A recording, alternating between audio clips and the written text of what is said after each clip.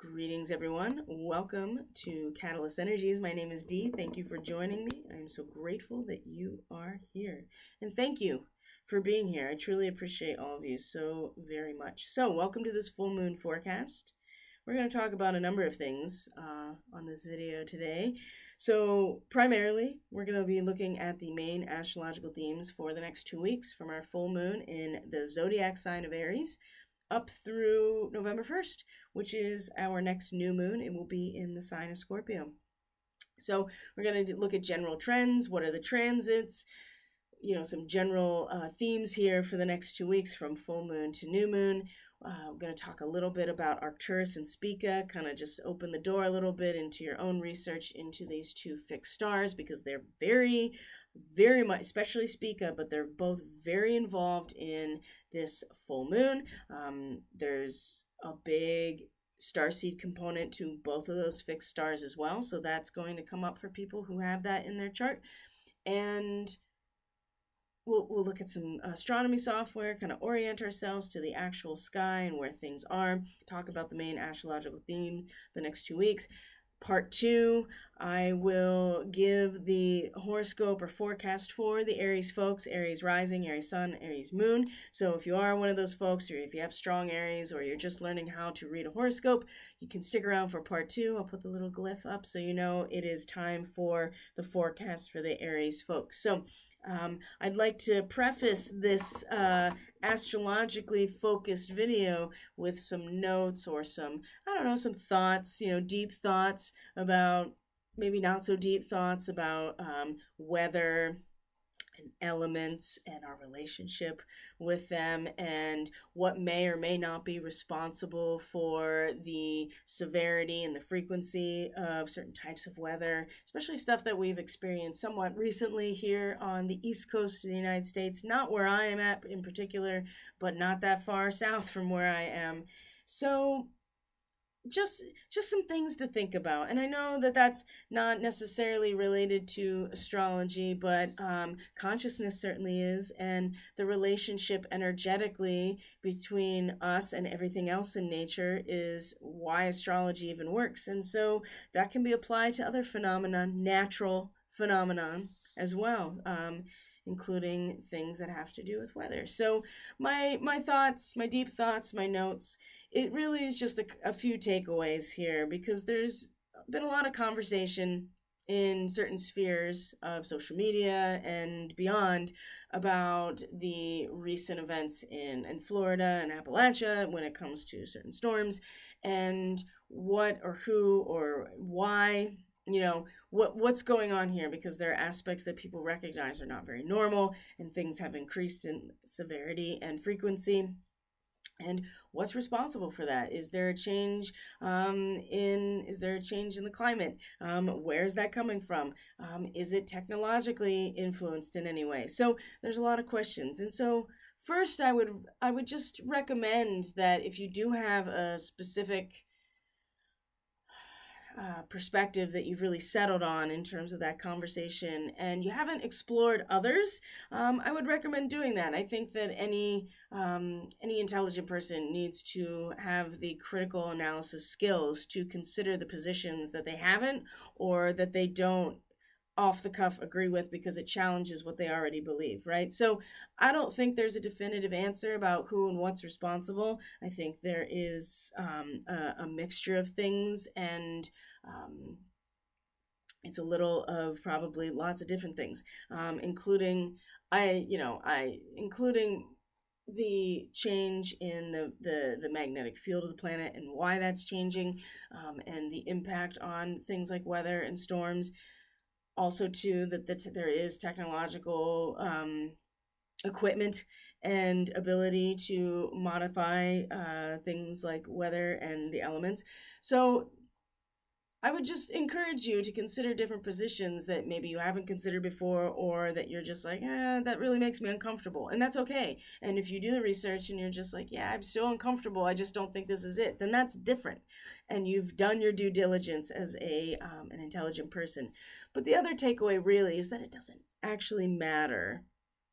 What matters is that weather, just like anything else, is a natural phenomenon made of particles and subject to forces just like us, and there's a relationship that can be had there. So one of my Catalyst Classroom folks sent me forwarded an email from someone who does energetic grid work and what seems like a very earth-based shamanism, basically. It just reminded me that weather modification is not new, especially in terms of these indigenous shamanic types of cultures and practices.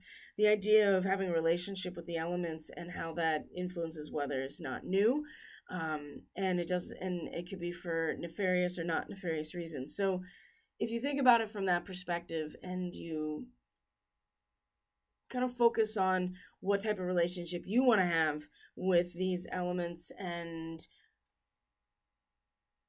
maybe look at the different practices or histories and perspectives on something like weather modification that's already existed, maybe it doesn't really matter why it's changing or where it's coming from, and you don't have to get too caught up in a camp about where it's all coming from, and instead focus on, well, what am I going to do about it, and educating yourself, I think, on the ways that different perspectives, but also how you can have a relationship with these forces and these phenomena, I think is really important. So those are my notes on weather modification. I'm going to take a sip of a beverage here, and we're going to move on to some fixed stars and look at some astronomy software. So we have a full moon in Aries coming. That's a zodiac sign of Aries, or tropical Western astrology. So, and the sun, that means the sun will be in Libra. So a full moon is when the sun is opposite the moon in the sky, because we are in the earth in between it. And so they are in opposite positions along an axis of a specific zodiac sign or location. So the moon is in Libra. The sun is in Libra, right? The moon will be in Aries. And the sun at the time of the full moon in the zodiac sign of Libra, but is in the constellation of Virgo in sidereal. These are two different systems that have different benefits and placements. And I think one is looking and tracking what's happening in real time, which is sidereal, looking at where the bodies are in relation to the actual stars, versus tropical or Western astrology, which puts the vernal equinox at 0 degrees Aries and then creates a 360-degree perfect circle around us, and it's all geometry and mathematically based.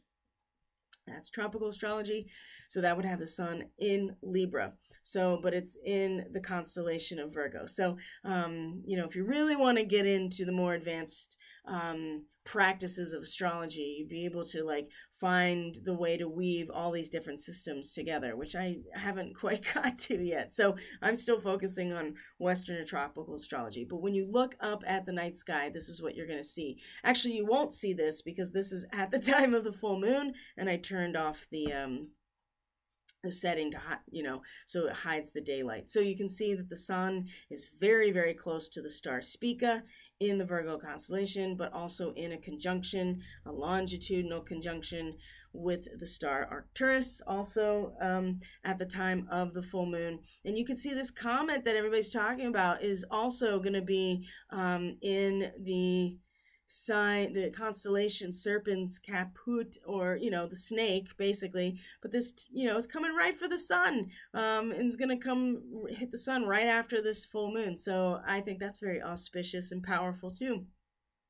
But I just wanted to give you kind of a frame of reference here about why I'm bringing up Arcturus and Spica, because this is where the sun will be at the full moon. So we're coming out of the eclipse pocket now. So we had a full moon that was eclipsed, and then we had a new moon that was an annular solar eclipse. So we're in that, we're still in that lunar cycle that started with an eclipse, but we're coming out of the pocket now. So this full moon will not be eclipsed. It will be a full moon, and we will get full undistorted illumination while the sun is in alignment with these fixed stars. So we know that the last month of experience, which has been profound, absolutely profound, and even the last 6 weeks, certainly, but definitely the last month, what we've experienced in the last month had this undercurrent of very deep karmic,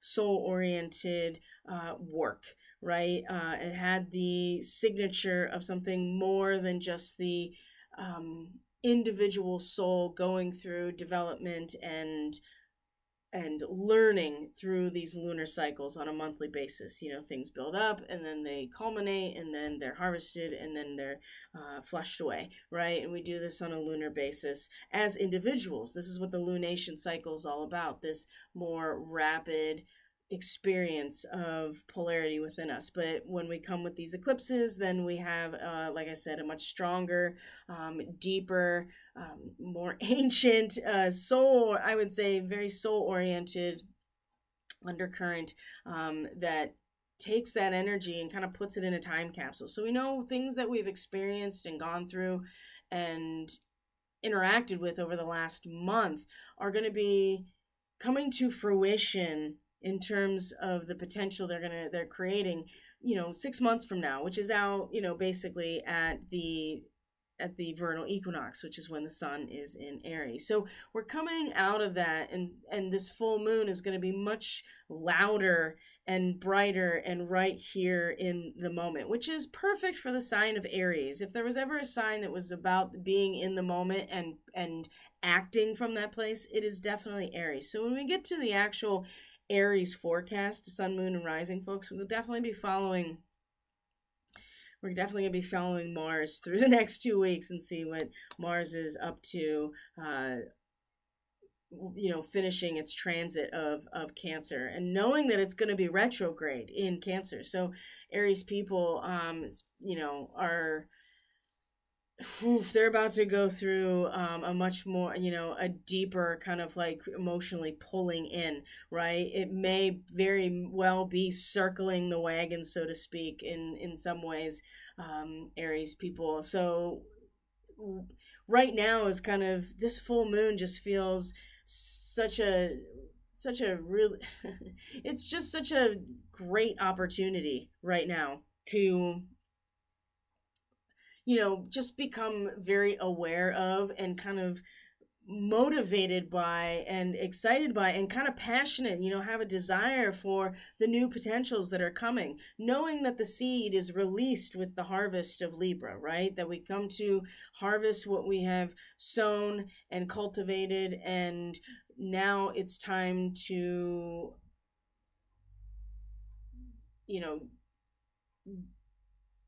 reap those benefits, basically, right?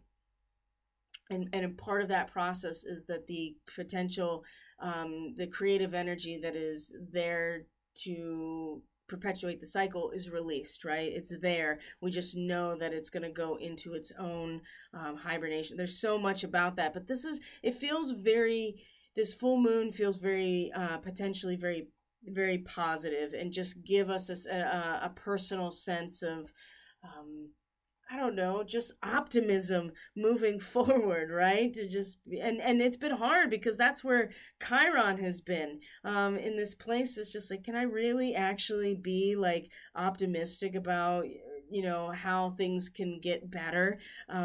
There's been a constant poking at all the wounds that have been like, oh man, I was optimistic about that, and then that blew up in my face.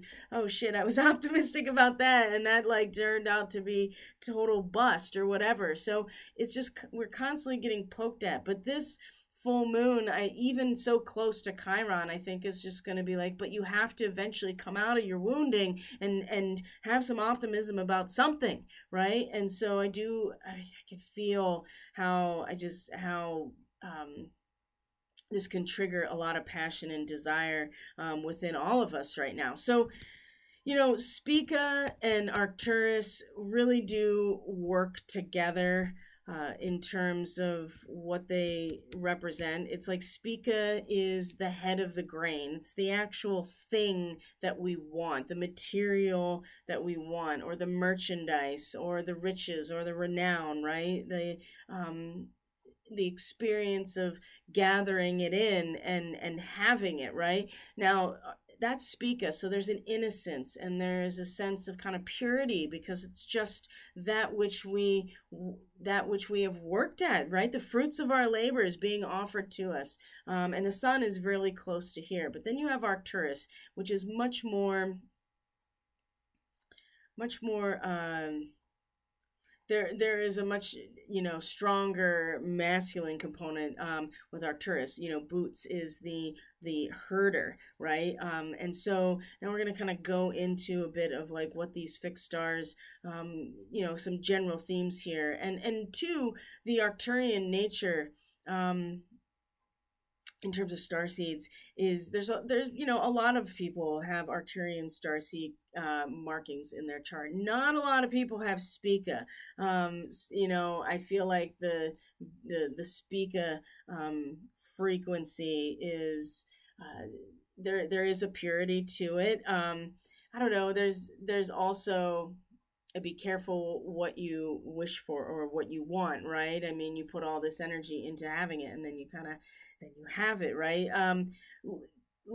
Boots and Arcturus in particular is much more about the unbiased kind of justice and the shepherd or the sheep or ox herder that uses some measure of, I don't know if it was force, but just a skill set that allows them to not take any they don't take any flack, right? They're going to herd their flock or their group, and they might have to use some force, or they just have to be more assertive about it. Now, Arcturian starseeds, one of the primary things is about getting to the rhythm of the cosmos, right? The actual mechanisms. And so there's always this kind of focus on things like mathematics and natural sciences and quantum mechanics, or things like sustainable living and sustainable engineering, or there's a lot of components of Arcturian starseeds that teach, and and very deeply philosophical, like always learning, always researching, asking questions, and being able to really see through just about every experience for its cosmic meaning, because that's how you get at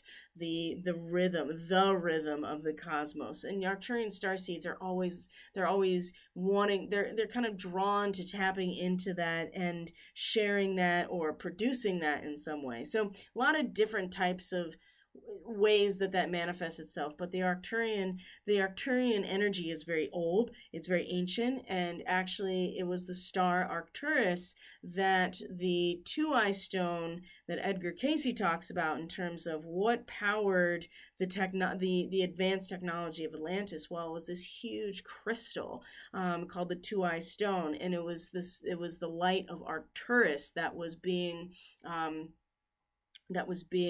brought through that two-eye stone in order to create the power, to generate the power energy necessary for all the Atlantean technology. So Arcturus is also a very big and noticeable star in our night sky. So it gets a lot of attention as well, just in terms of any cultural reference, mythological reference. But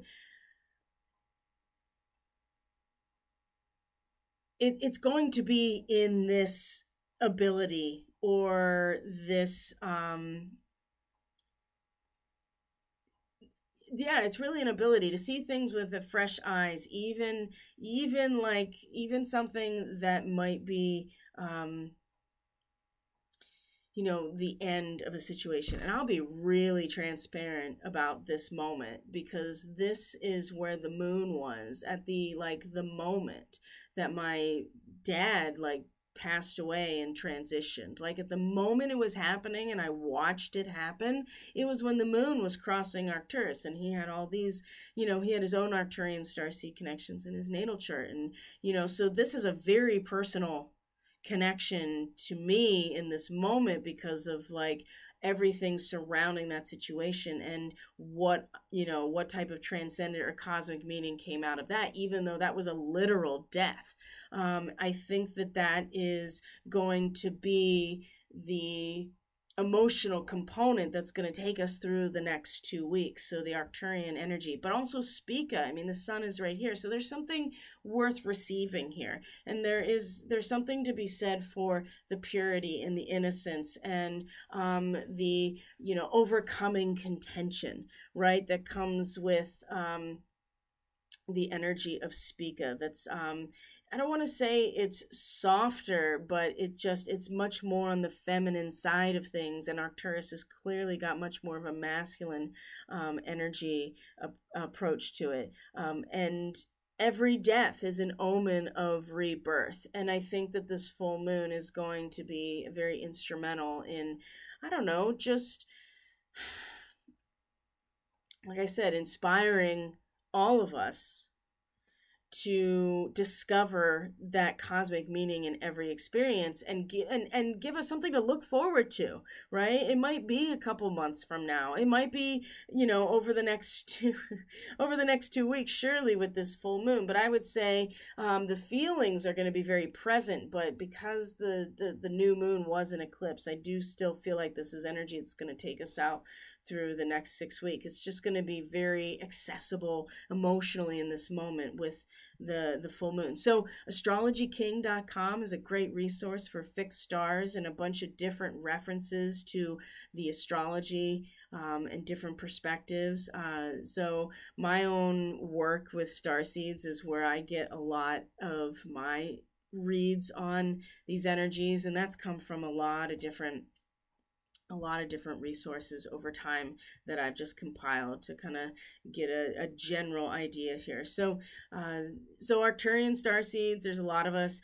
Spica starseeds, not so many, but still, this is going to be a big starseed activation too. And I do feel like this full moon is going to, I mean, it's revelation of new potentials, right? I mean, it's something that we're going to be not only feeling, but it's going to be very illuminated in our soul, right? But we can only truly experience what we deeply believe we can experience. And I think that this full moon is going to be like, wow, there's something to believe in, right? It's going to kind of overpower all of the doubt and stuff around having some optimism about things before, because Chiron is still sitting at this place of just like, it's pie in the sky, right? Now, not every experience is going to be necessarily positive in the way that we want it to be. But we have to be resourceful on the side of everything that happens, right? For every potential that life offers us, there are alternatives, there are supplements, and we have the ability to recognize them. But sometimes we have to recognize them in like the full scene, and maybe it's in a death of something, right? It could be in a death of an actual person, as I just talked about, and what that meant. You know, it could be a death of a relationship for you, and this has a lot to do with knowing where Libra is in your chart and Aries. So, and of course for the Aries people, I mean, it's definitely, especially Aries rising, it's definitely in terms of some sort of social contract or contractual relationship, whether it's with society, whether it's with a spouse, you know, or something personal, whether it's a business contract, whatever it is, like something's going and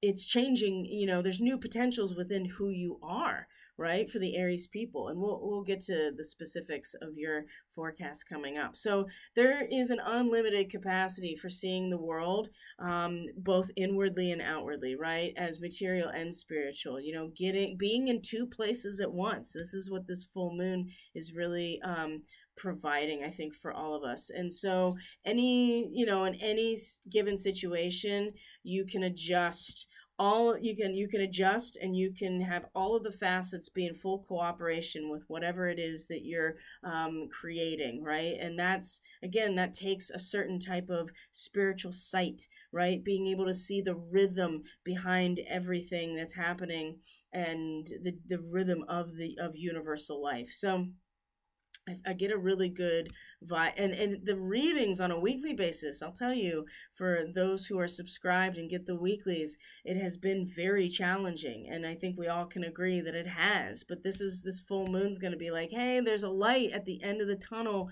in this direction, and you have to actually live there and be here simultaneously if you want there to manifest. So, whew, boy. So, in terms of general themes, I guess we can just bring up the chart now. And I think what I'd like to do is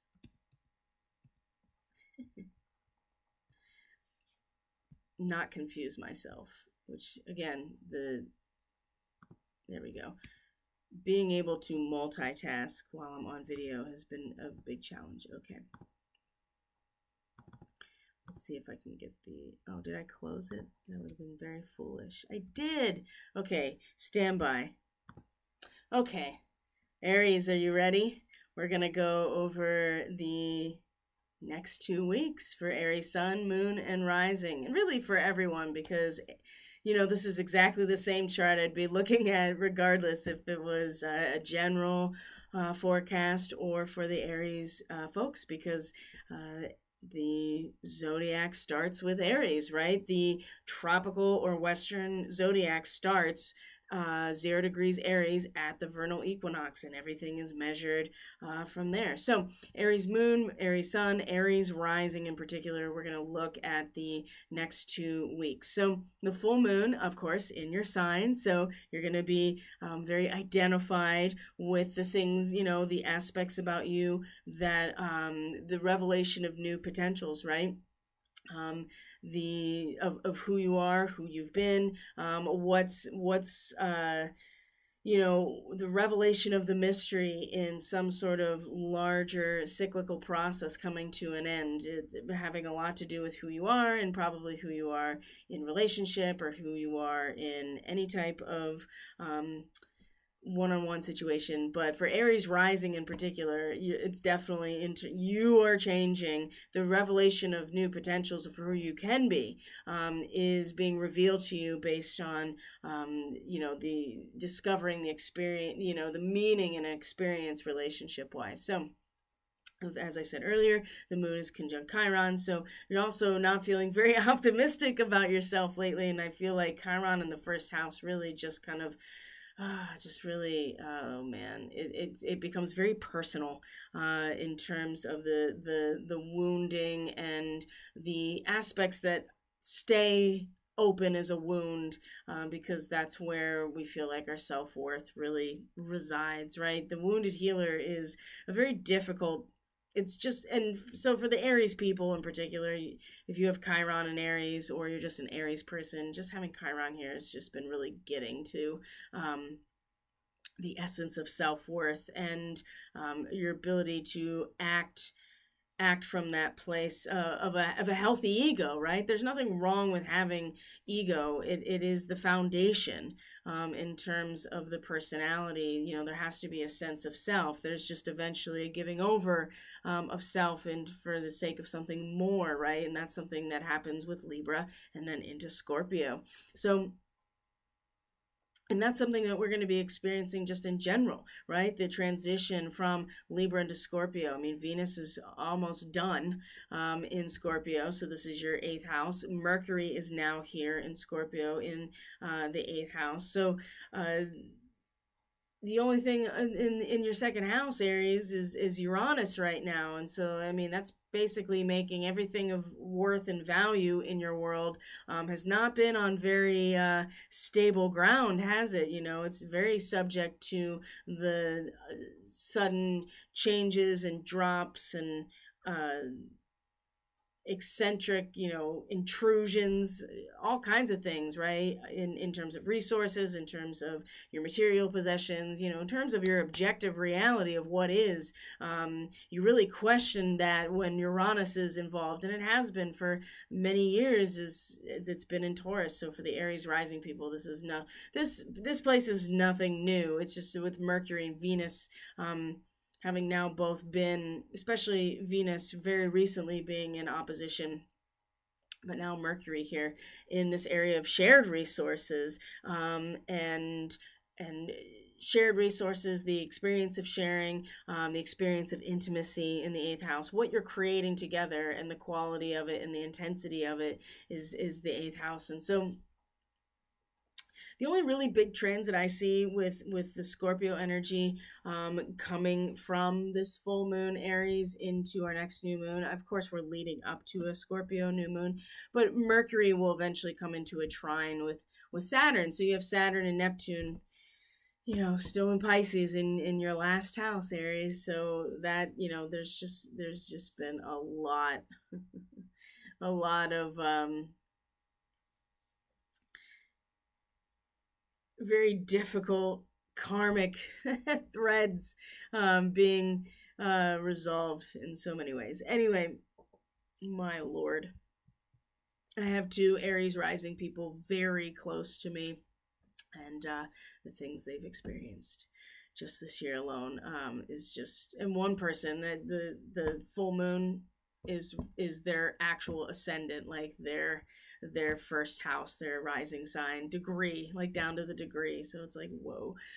Anyway, let's start looking at the week ahead now that we've kind of really unpacked this. So Venus is going to sextile Pluto, come into Sagittarius.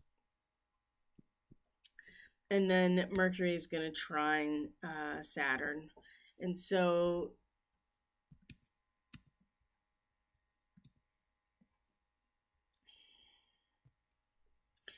Aries, what I would say here is that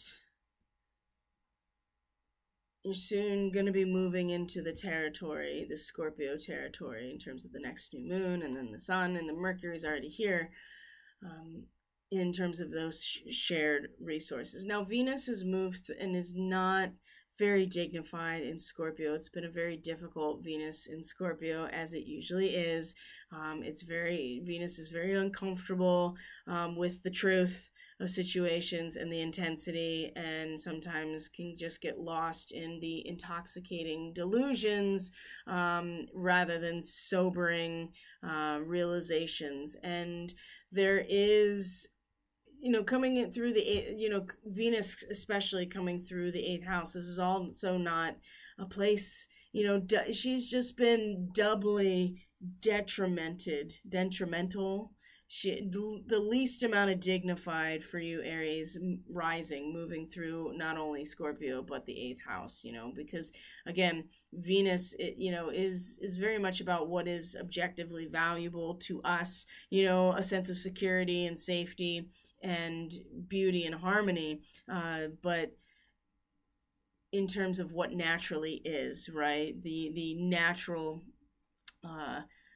world and the fertility of the soil, so to speak, right? Venus is the soil to you as a seed, Aries. So moving through the realm of death and the swamp, so to speak, with the 8th house, and moving through moving in such a diffuse type of environment, when Venus really wants that, you know, the stable firmness of you know, objective physical reality, going into the subconscious, going into the deep water, so to speak, it has not been easy. Let's just put it that way. I'm trying to acknowledge, Aries, that it has been a difficult time with Venus and Scorpio, and there's a lesson to be learned here with this sextile to Pluto, right? Pluto that will come out of your 10th house for really the last time, Aries, into the 11th, and so the destructive elements in terms of your public persona, your career. It's been going on for years now, since Pluto came into Capricorn. And so, you know, that area of the 10th house and the 8th house, I mean, they're linked in terms of those generated resources of the 8th house, and Scorpio directly form the institutional power that sustains and provides all those who are participating in it. And so when relationships change, Aries, and things you know, things are harvested, things are they've come to fruition, and the fruits of the labor have been put on the scale, and we can finally see like where it all stands. That distribution of power, of resource, it's going to create a feeling, it's going to create a sense of trust or betrayal of the Scorpio 8th house. And you know, Venus she's not very, like I said, she's not very dignified in Scorpio or the 8th house, because she does want to share, but sometimes the truth is too much to handle, and that's where we get kind of caught in intoxication and just, you know, kind of debauchery that allows us to just kind of avoid reality or avoid the truth because it doesn't feel good. There is a sense of possible betrayal, and again, I do feel like with Aries, Chiron being in Aries and being so close to this full moon, as much and as difficult it's been, there's a lot of lessons to be learned here in this sextile right off the bat, with this full moon before Venus moves into Sagittarius. I think it intensifies a lot of, and deepens love to a very intense level. Sometimes we become obsessed with people with Venus in a sextile to Pluto, and superficiality won't be very satisfying. So I think ultimately, though, this type of transit is the perfect opportunity to peel back the layers to underlying feelings at the root, and be able to transmit the depths of our soul into something either creative or a sense of purpose. I mean, as Venus moves into Sagittarius, that's really what that's about, is the meaning and the purpose of these relationships, and the creative potential that is created out of the destruction that Scorpio can, you know, again, for every death, there is an omen of rebirth. And I think that this sextile from Venus to Pluto, well, certainly for all of us, but definitely for the Aries people in terms of those elements of power, which is Scorpio, and institutional power, raw power and institutional power, and how they fit together, and how those structures of institutional power are going away. Like, this is the final cut here, for all of us, especially for the Aries rising people with Pluto and Capricorn. So peel back the layers. You know, maybe there is a release valve here by being able to see the truth and not be afraid to look at what this power has really created and how it has led to the destruction of those institutions. I think those are really, maybe there's a creative process that comes out of this. Maybe you just are not satisfied with the top layer of things socially, and you really want to get to the bottom of something in terms of power dynamics and how they're shared, and how that leads to how that can lead to power or destruction, with Pluto in the 10th house. Pretty amazing. There's a lot to be learned here. It's really not until the 22nd that we have the next big transit. So this is Thursday, the 17th. This is the full moon. And then we have a couple of days where, the moon transits certainly are going to be impactful. And that's something that I would encourage you to sign up for Subscribe Star, so you can get the weeklies, because I go much more into the weekly transits and the more transient lunar aspects that still affect us, but are just way too nuanced to be putting into something that's a little bit more covering a larger span of time. So we go through the weekend, and the moon's moving into Taurus, moving into Gemini, and then into Cancer, where it will meet your ruling planet, Aries, which is Mars. But before that happens, we're going to look at this trine with Mercury and Saturn, still very much retrograde.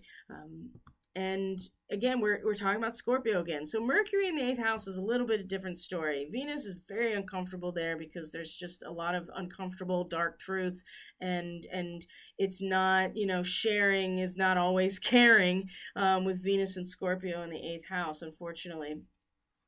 And so I just feel like there's been a lot of darkness, and it's been a very difficult time, especially for the Aries people with Venus and Scorpio. Mercury is a little bit easier. Mercury was the only deity, right? Hermes was the only deity that could go in and out of the underworld, and oftentimes was considered a shepherd of souls. And so Mercury is definitely much more objective, and logical and rational, and really looking for patterns in the realm of sharing and power dynamics, right? And so there is less sense of personal investment here, and more of just kind of a mental approach to power dynamics and sharing and the generation of resources. So it's a little bit easier. And then this trine to Saturn, that's happening on the 22nd, which is pretty much as the sun is squaring Pluto, which is a very powerful transit, by the way, and then also moving into Scorpio. So the theme here for you, Aries in particular, since it's 8th house and Scorpio, it's natural home, these power dynamic conversations are going to keep coming up for you, and how they relate to the institutional framework and what's been destroyed and what, you know, is on the chopping block. Like I said, this is the last pass here. And so there are opportunities to really look deeply at these underlying power dynamics for the Aries person, depending on what type of relationship. Like I said, it could be social, personal, business, whatever. That's really about the 7th house, and how it relates to your chart. But this trine from Mercury to Saturn, this water trine here is, you know, it's really good for a serious frame of mind. And specifically 14 degrees Scorpio, you're looking at establishing new connections, like going deeper and installing new connections. Maybe there has been some damage. Maybe there just needs to be more lines, right? And so I just kind of get this sense of Mercury very, very methodically, just establishing different connections into the subconscious, into the realm of the darkness, you know, being able to explore the areas of death and death and then its subsequent rebirth, like getting into the shadows, so to speak, and getting into the underlying power dynamics. And it, again, the trine to Saturn is really stabilizing, very spiritually, may I add, in terms of the collective unconscious, right? And it's a really good time for attention to detail, sustained mental work, negotiations, discussions, business deals. I just feel like that there is this return to fundamentals, right? And so if you've been stuck, and I think a lot of Aries people may have been actually very kind of stuck in the Scorpio realm, and what's been going on there, this transit is a return to the basics, the fundamentals, and especially in terms of there's only, you know, everything returns back to the source, and it all dissolves back into oneness in the 12th house, or Pisces for the Aries person. And so this trine, I think, is really, I think it's very useful in terms of returning to those fundamentals about power dynamics, and how there is a need, like, to still kind of shield ourselves or camouflage ourselves, and there might even be a responsibility to do that, so that we can go deeper into these places and, you know, be able to go deeper and into the darker corners in order to find where the power dynamics are balanced, right? And so there's a lot, I just get this sense there's a lot of rooting out that needs to happen during this time. And while this is happening with Mercury and Saturn, the sun is in a square to Pluto, right? The ruling body besides yours, by the way. Now, don't forget, Aries, your ruling planet is Mars. It also rules Scorpio. So there is something to be said for the drive and the hunger and the output that the Aries person experiences that doesn't quite fit with the collective hunger to get closer, to merge, to get deeper. But there is the same drive from personal seed point and a drive to get into a deeper, more powerful space together, which is really what Scorpio is. So the sun in a square to Pluto gives a lot of strength, it gives a lot of energy and motivation to achieve goals and work through struggles. So you have these two aspects. One is a trine, which is very stabilizing in terms of the feelings and emotions, the water energy. And then you have much more of a friction, but still kind of gives motivation to work through struggles. And so, and anticipate that by next week, for the Aries people, I mean, there is a sense of, being identified with and really being aware of and sustained and learning from relationship and being able to kind of view the form of that relationship from a holistic perspective. Like I see all sides of it, right? But there may be a power struggle. A lot of times there is with a sun square Pluto. And so there becomes a need for power and influence. And it could really lead to power struggles with people and society as a whole. Especially we're talking about Pluto in the 10th house. So there are very intense experiences that may trigger something, especially with Pluto in the 10th house. There may be experiences that trigger something very deeply buried, but this is an opportunity to face that fear, that at issue of death, of losing control, of abuse or persecution or something to that effect, right? Profoundly rooted fears may be past life related. They could be related to more recent brushes with the dark side. And again, there are so many things that each of us can probably point to. And so just know that this is a really great time to eliminate bad habits, especially and destructive relationships, especially when it comes to your public and professional persona, right? Where your power is released in a more institutional framework, whether that be your extended family or your career or the industry that you're part of, whatever that 10th house is. There can be, I just get the sense that if you can really align yourself with the full picture of what's been happening in relationship, there's a lot here, and how that is, and what's going on institutionally at a destructive level. I feel like there's a lot of a possibility of eliminating a lot of this stuff, right? Increased awareness. I just feel like that there's a lot of triggering that could be happening right now as the sun is about to come into Scorpio, but at the same time, there is so much potential to transform and to really have a very serious frame of mind and really focus on getting back to the fundamentals, restoring the flow in stuck situations, and really just seeing things for what they are and having the ability and the stamina and the motivation to really work through some difficult stuff, okay? We get to the third quarter moon on the 24th, right? So this is a crisis moment, a crisis in consciousness, with the sun now in Scorpio and the moon in Leo, right? Which is the 5th house for you. So the moon will have passed Mars, your ruling planet, and then is going to, Mars is going to be in a sextile, right? A 60-degree angle with Uranus. Oh boy.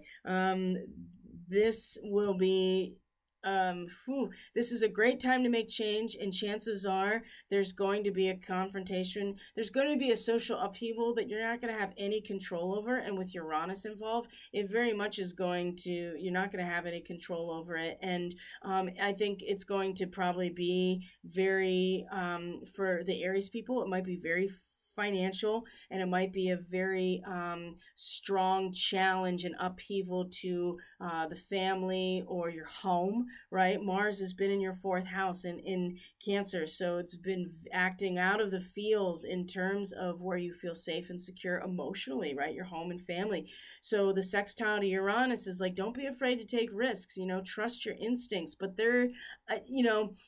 a confrontation with a social upheaval is going to demand that you reconsider static values, and there just won't be any static values with Uranus involved. So this is a great time to break away from things that have been limiting, and you may have an opportunity to take a risk. So trust your instincts, but also realize that Uranus is retrograde, and so a lot of that change is internal or not fully expressed, but also things will happen quickly. And there's extra inspiration, there's extra motivation. Again, so I just get the sense, especially with the third quarter moon as well, that something that we can't take back, or something that's going to kind of like spread very quickly, something that's going to be a social upheaval is going to force the change. But the sextile with your ruling planet, Mars, I think is a great opportunity to kind of ride the wave. Like, you're not necessarily going to be able to stop the upheaval, but the karmic confrontation and what's to be let go of, I think is and how to and knowing that it's going to kind of spread, whatever this is on the 24th, it's going to be it's going to, there's going to be change in the objective environment for you, Aries, that is definitely going to trigger a need to like really secure and protect that which is most vulnerable but most important to you. Absolutely. Whatever it is. Now, speaking of Mars, the next big transit is going to be, so this is next Thursday, the 24th, and then you come into the 28th, Aries, and Mars then has a connection with Neptune. And so it's not, there's this kind of inner rebirth here. It's not an aggressive energy, but there's strong spiritual courage, right? Battling for the underdog, or especially with Mars in your fourth house, for the Aries rising people, really feeling motivated to stand up for the underdog, and be very protective, and to save people, animals, the environment. There's a lot of conviction with a moon trine Neptune. It's not a high energy transit, but you're motivated to express your creativity, and a really strong urge to engage with people and groups of people, and being, like I said, a lot of spiritual courage. So the wisdom of this transit is to know that there's a larger flow at work, but we have to be wise enough to know when to swim with or against the current. And so it's in this experience that I think that inner rebirth is going to come about on, and this is the 28th, Mars trine Neptune. Now at the same time, Venus is going to square Saturn. And that causes a lot of stress. Now remember, Venus is in the 9th house now, so you're talking about understanding and wisdom. You're talking about purpose and meaning, foreign travel, advanced training, higher education, especially Venus in the 9th house. There is a glamour in terms of cosmic vistas, as well as actual foreign travel. But this also has a lot to do with just the purpose and meaning of, and the social purpose and meaning of relationship. And the square to Saturn, boy, it's going to be very difficult to maintain harmony in relationship, especially with there being, hindrances and a real challenge to belief systems and the value that we've placed on those belief systems. Ooh, boy, this is going to cause a lot of stress. But again, like I said, at the same time, you have Mars trine Neptune in the same day, basically, which is the very end of October. We're getting down to the wire here. And so, while Mars is in a trine to Neptune, and there's this inner rebirth in some ways, then you have Venus in a square to Saturn, which is can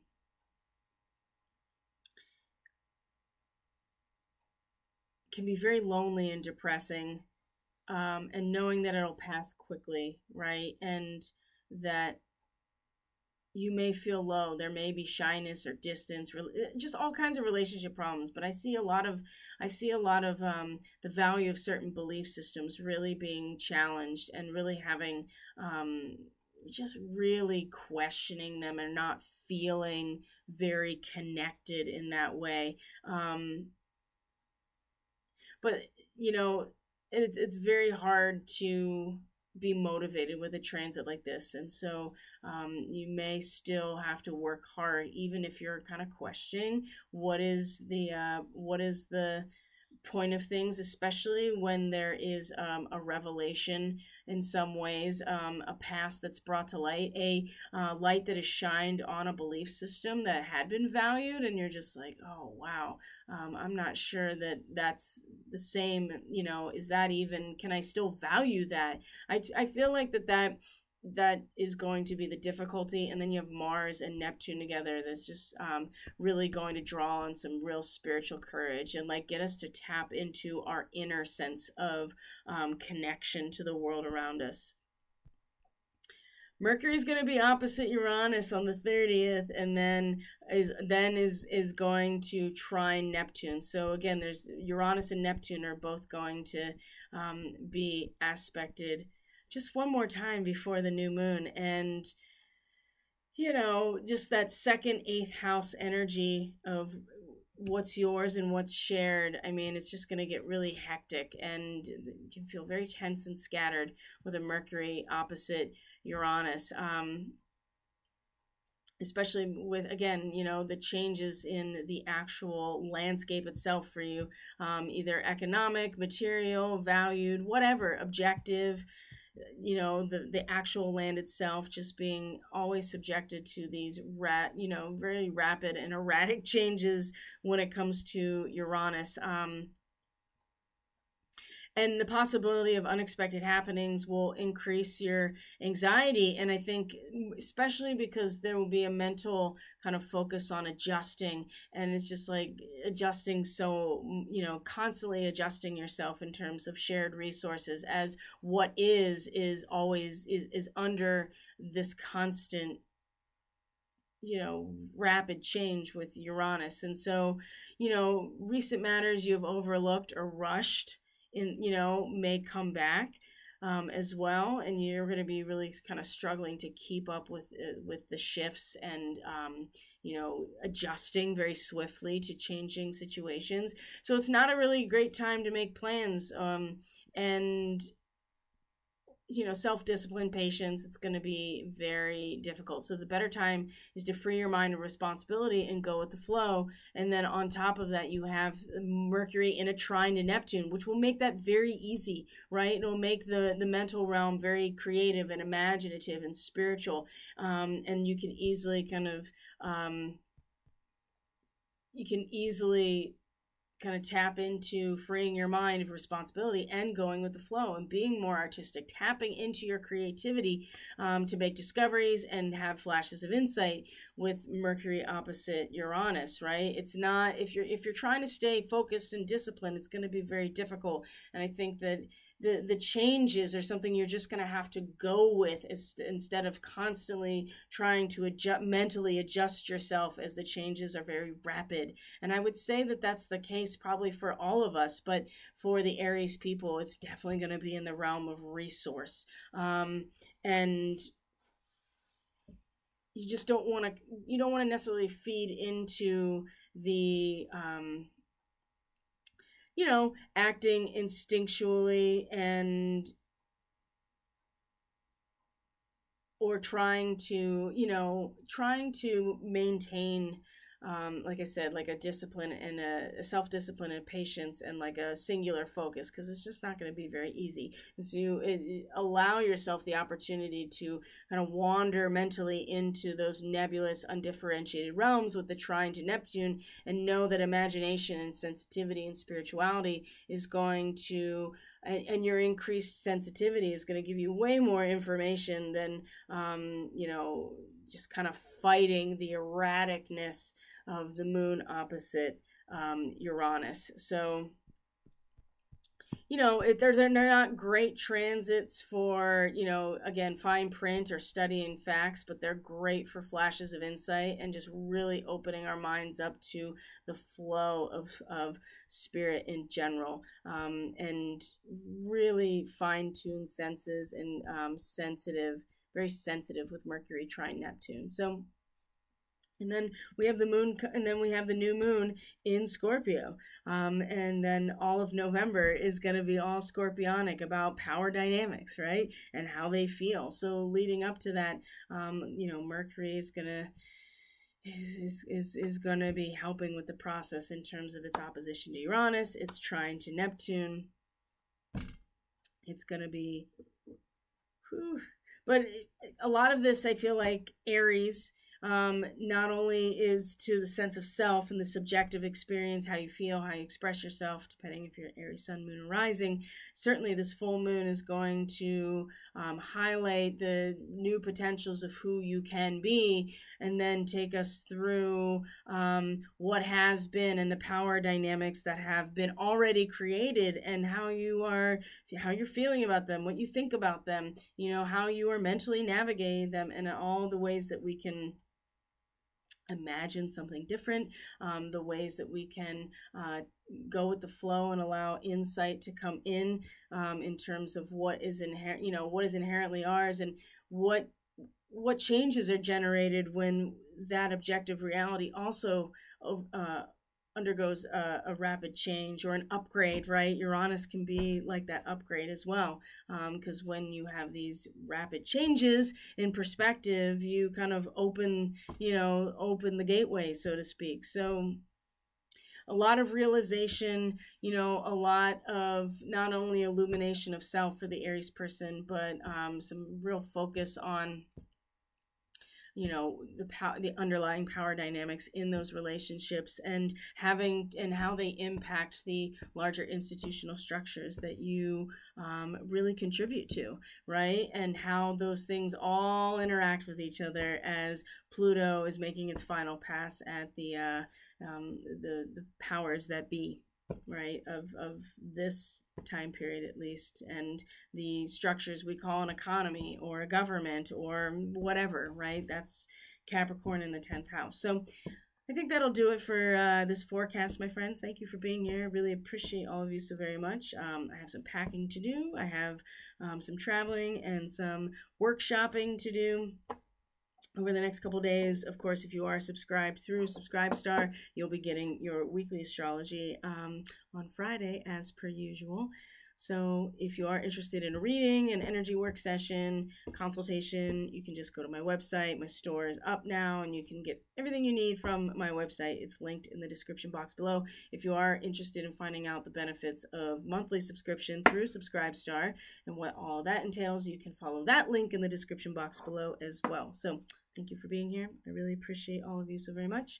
Enjoy this this incredibly, I think, optimistic full moon, as long as we realize that we have to truly believe that we can, in order to experience something, we have to truly believe that we can experience it. And if things are shaking what we had previously believed, maybe take that as an opportunity to, especially with this Jupiter retrograde, by the way, to possibly reconsider what it is we thought we believed, and maybe consider the alternative or antithesis of that thought process, and see how that influences our belief system moving forward. So thank you for being here. Again, I really appreciate all of you so very much. Don't forget to interact with the content by liking, subscribing, commenting, sharing, all of that noise, so that this forecast makes it out to the people that it needs to.